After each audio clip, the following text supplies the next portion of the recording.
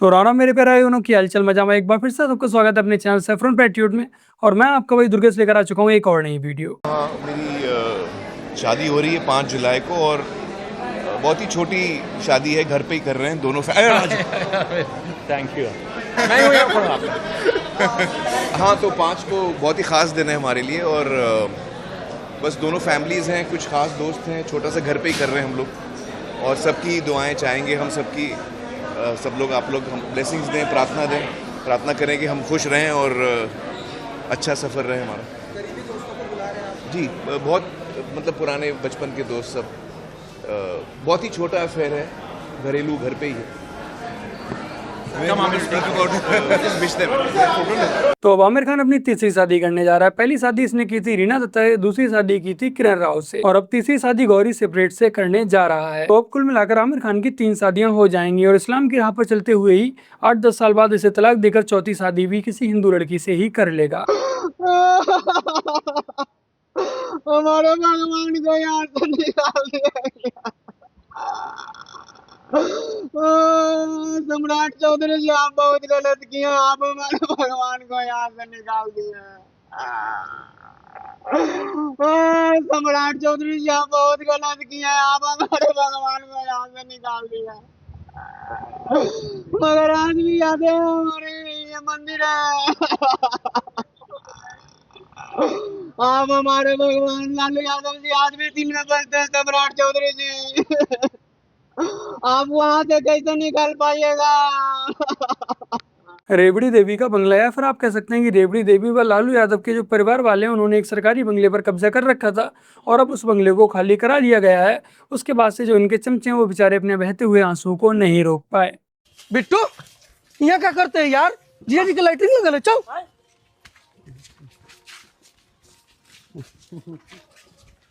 बड़का बू, जीजा जी की लाइटिंग लगल है।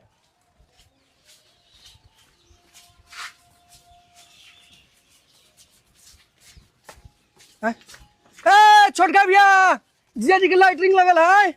लो भाई, ये रील भी रियल साबित होगी। जब कॉकरोच जनता पार्टी के जीजा जी को फ्रेश होने जाना पड़ता है तब सारी कॉकरोच मंडली उनके पीछे भागती है कैमरा ऑन करके और ये होड़ मच जाती है कि इंस्टाग्राम पर सबसे पहले ये अपडेट कौन देगा कि उनके जीजा जी फ्रेश होने जा रहे हैं। भाई उधर तरबूज काट रहे हैं, यहाँ पे तरबूज जिसको खाना खाए, जिसको बिस्किट वगैरह खाने भर के रखे भाई, पूरा गस्ता भरा हुआ।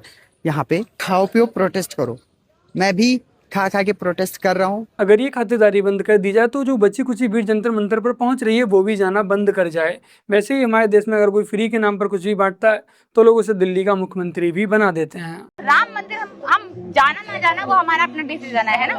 बट अगर जब मैं मस्जिद में जाती हूँ तो मुझे कोई ये नहीं बोलता कि तेरी जात क्या है ना। जब मैं मस्जिद में जाती हूँ तो मेरा वहाँ पर से लोग मंदिर को शुद्ध नहीं करवाते, बट मंदिरों में ऐसा होता है, मस्जिदों में ऐसा नहीं है। इन मोहतरमा को कोई ये बताओ कि मस्जिदों में महिलाओं का जाना वर्जित है, क्योंकि जो मोमिन भाई होते हैं महिलाओं को देखकर उनका जो ईमान होता है वो डगमगा जाता है, इसीलिए मस्जिद में महिलाएं नहीं जाती हैं। बाकी कहाँ अगर आपको किसी मंदिर में नहीं जाने दिया जा रहा है तो आप मुझे बताइए, मैं आपको इज्जत के साथ उस मंदिर में ले चलूंगा। हमें राम मंदिर वगैरह से कोई मतलब नहीं है। ऐसे एक सेक्युलर कंट्री की तरह जहाँ पे रिलीजन की जगह ऐसे इश्यूज या जो भी मतलब लोगों के वेलफेयर के लिए काम हो, जो भी दिक्कतें हैं जैसे सड़कें खराब हैं या फिर ऐसी जितनी भी दिक्कतें हैं उन सब पे काम हो, ना कि बस रिलीजन की बातें हो कि लोगों को बांटा जाए रिलीजन के बेसिस पे। और पॉलिटिकल पार्टी या वोट्स वगैरह सब वो लोग बस रिलीजन और इन सब चीज़ों के लिए मांगे कि उन्होंने रिलीजन के लिए कुछ काम किया है तो उन्हें वोट दिया जाए, ना कि कुछ देश के लिए अच्छा काम। हाँ, जैसे एजुकेशन में भी अगर आप डीयू की भी बात करें तो ऐसा आई डोंट नो कि इसमें कितनी रियलिटी है, बट ऐसा कहते हैं कि जो प्रोफेसर्स की सीट्स हैं वो ऑलमोस्ट बिके होते हैं। मतलब उस बेसिस पे प्रोफेसर लिया जाता है कि अगर आप एक सर्टेन पार्टी को सपोर्ट करते हैं तो आप बन पाएंगे। तो अगर प्रोफेसर्स ही वैसे आ रहे हैं तो आप क्या ही एक्सपेक्ट कर सकते हैं कि फ्यूचर जनरेशन में कुछ अवेयरनेस हो या कुछ भी। तो वो सब चेंज करना आई थिंक सबसे इम्पोर्टेंट है अभी। आज का जन जी क्या चाहता है? जिसमें हर रिलीजन की वैल्यू हो और अच्छा एजुकेशन मिले, सब कुछ अच्छा हो, रोड्स वगैरह बने, हमारी तो यही डिमांड है। नीट पेपर लीक को लेकर उठा मुद्दा अब राम मंदिर तक पहुंच चुका। हो सकता है कुछ दिनों बाद केजरीवाल भी पंजाब इलेक्शन से पहले इस प्रोटेस्ट में आप लोगों के लिए नजर आ जाए तो चौंकिएगा मत। आज अगर देश में सच्ची सनातनी पार्टी कोई है तो वो आम आदमी पार्टी है।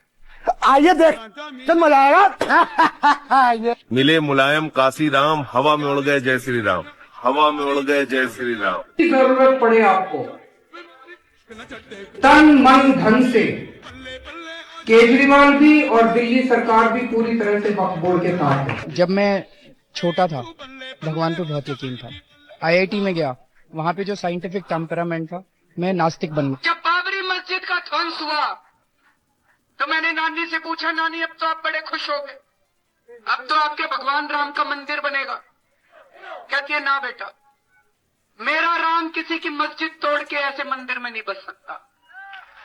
आज अगर देश में सच्ची सनातनी पार्टी कोई है तो वो आम आदमी पार्टी है। राम मंदिर और मस्जिद दोनों वालों से पूछ लो, और अगर दोनों की सहमति हो तो वहां एक अच्छी यूनिवर्सिटी बनवा दो जी। हिंदुओं के बच्चे भी पढ़ें, मुसलमानों के भी पढ़ें, क्रिश्चियन के भी पढ़ें, भारतीयों के भी पढ़ें, विदेशियों के भी पढ़ें, सबके बच्चे पढ़ें, और वहीं से राम के सिद्धांतों को निकालो। राम मंदिर बनाने से राम राज्य नहीं आएगा, पढ़ाने से राम राज्य आएगा। हमारे देश में एक और सच्ची सनातनी पार्टी आ चुकी है। वैसे तो आप सभी लोग जानते हैं कि ये एक नंबर का धूर्त व्यक्ति है, लेकिन हाँ, इसने ये बढ़िया चाल चली है। और इसका ये स्टेप सिर्फ इसके लिए ही बढ़िया नहीं है, जो सनातनी लोग हैं, जो हिंदू लोग हैं, उनके लिए भी ये स्टेप बहुत ही ज़्यादा बढ़िया है। क्योंकि अब बीजेपी के किसी से अब तक कंपटीशन नहीं था हिंदुओं को लेकर।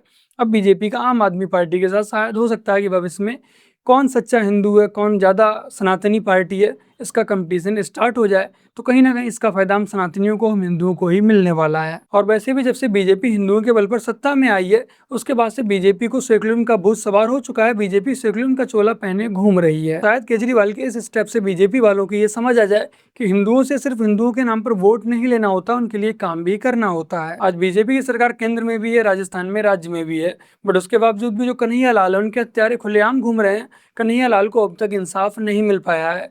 बीजेपी को हिंदू तभी ही याद आता है जब चुनाव आने वाले होते हैं। कि आप लोग क्या करते हैं, आप लोग यहाँ ठूस ठूस के खाना खाते हैं, वो मुझे थोड़ा दुखद लगता है।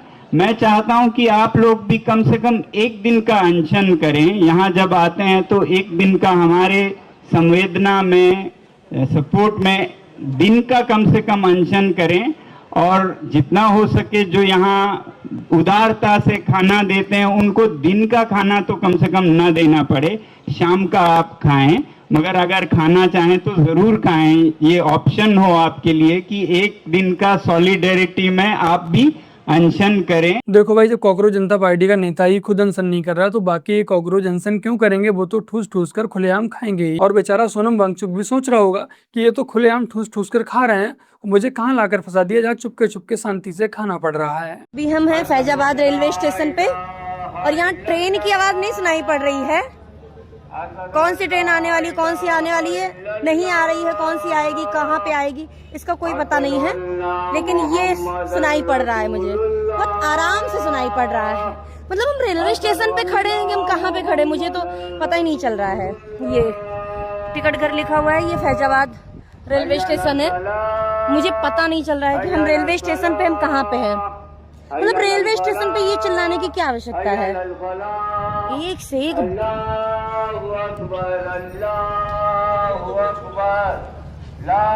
लो भाई, एक तो रेलवे वालों ने मजार की जमीन पर कब्जा करके वहां पे रेलवे स्टेशन बना दिया, और ये बहन जी चाह रहे हैं कि मजार वाले लाउड स्पीकर पर चीखना ही बंद कर दें। अगर आज बीजेपी की सरकार केंद्र में होती, राज्य में होती, तो कब का अब तक इस अवैध मस्जिद को हटा दिया गया होता। वो तो केंद्र में और राज्य में कांग्रेस की सरकार है, इसलिए इस अवैध मस्जिद को नहीं हटाया जा रहा।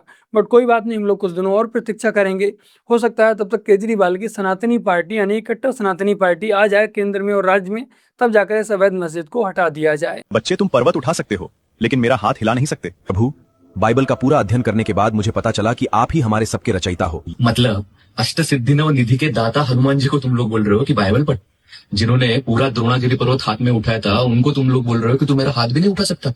अरे जिन्होंने पूरी लंका जला के राख कर दी, उनको तुम लोग जीसस के पीछे हाथ झुका के खड़ा कर रहे हो। यही नहीं, अभी और सुनिए। प्रभु, युगों से हमारा अस्तित्व है, लेकिन आपके प्रकट होने के बाद ही हमें ज्ञान हुआ कि आप ही हमारे सृष्टिकर्ता हैं। खुद का जन्म बस 2000 साल पुराना है और हमारे अनादि अनंत शिव को तूने घुटने पे बैठाया है। प्रभु, लोग दूसरों के जीवन, मतलब मर्यादा पुरुषोत्तम श्री राम तुझे प्रभु कहेंगे। हे यीशु, आपकी करुणा सीमाओं से परे है। बुद्धि के देवता गणेश जी हाथ जोड़ के घुटनों के बल तेरे आगे बैठेंगे। प्रभु, सत्य और प्रेम का असली मार्ग क्या है मेरे पुत्र? मतलब खुद की मौत पता है कैसे हुई है, लेकिन करतुम अकर्तुम अन्यथा करतुम, ऐसे हमारे श्री कृष्ण जी को जो पुत्र कह के बुलाना है, मतलब क्या है भाई? देखो, मुझे यहाँ पे हिंदू क्रिश्चियन बिल्कुल भी नहीं करना है, लेकिन अगर आप इसके पेज को जाके देखोगे तो केवल हिंदू देवताओं के बारे में अभद्र टिप्पणी के अलावा आपको कुछ नहीं मिलेगा। मुझे आपकी सहायता चाहिए। अगर आपके पास कोई लीगल रेमेडी होती है तो मुझे प्लीज कमेंट में बता देना, या फिर कोई ऐसे बंदे को टैग करो जो हमारी इस मामले में हेल्प कर सकता है। इस रील को मैक्सिमम शेयर करो, रीपोस्ट करो, क्योंकि ये अकाउंट हमको बंद करवा के ही रखना है। देखो सीधी सी बात है, रियल में तो ऐसा हो नहीं सकता है, तो बेचारे खुद को तसल्ली देने के लिए एआई से ऐसी वीडियोस बना रहे हैं। बाकी कहाँ आप लोग भी इंस्टाग्राम पर नया अकाउंट बना सकते हैं और एआई के माध्यम से, लेकिन आप लोग ऐसी वीडियोस मत बनाइएगा और इसके विपरीत तो बिल्कुल भी मत बनाइएगा। लेकिन हाँ, आप लोग भी एआई के माध्यम से अपने अच्छे अच्छे इंस्टाग्राम अकाउंट ग्रो कर सकते हैं। नरेंद्र मोदी जी के नेतृत्व में 2024 समाप्त होने के पहले हिंदुस्तान का रोड इंफ्रास्ट्रक्चर अमेरिका के बराबर होगा, ये वचन देता हूँ। ये देखिए देहरादून हाईवे, धीरे चल ले। बीजेपी का अगर कोई नेता सच में विकास कार्य कर रहा है सबसे ज्यादा, तो वो है नितिन गडकरी जी।